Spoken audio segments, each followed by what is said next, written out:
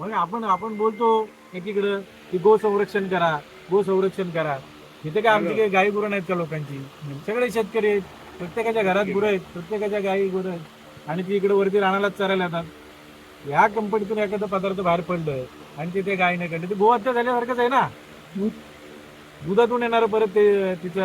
आणि आपल्या आजूबाजूचा परिसर इथून जर अंतर 100 मीटर आवाजाच्या अंतरावर जर समजा सोनगावच्या खाडीत जर इथून आपण आवाज मारलं तर इथून सहजाच आवाज जाईल. एखादा जर बोटीत प्रवास करत असेल किंवा काय, तेवढ्या अंतरावरच्या जवळपास असणाऱ्या खाडीला जर हा जर मोठा धक्का बसला तर अगदी जलचर प्राणी असतील, पक्षी असतील, हे मानव सगळ्यांना याचा हानिकारक आहे, हे मात्र नक्की.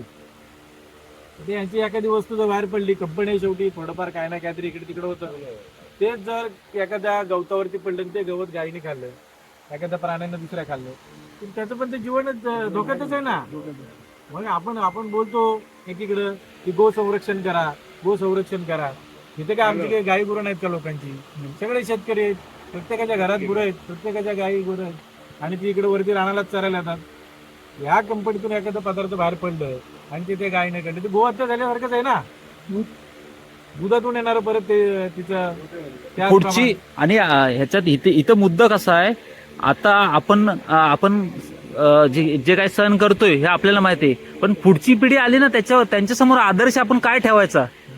पुढची पिढीला आपल्याला काय मिळेल? तुम्ही काय फक्त नोकऱ्या करत बसलात, जॉब करत बसलात, त्यातनं तुम्हाला जरा पण टाइम नाही भेटला. आपल्याला ते प्रश्न विचारेल ना पुढची पिढी.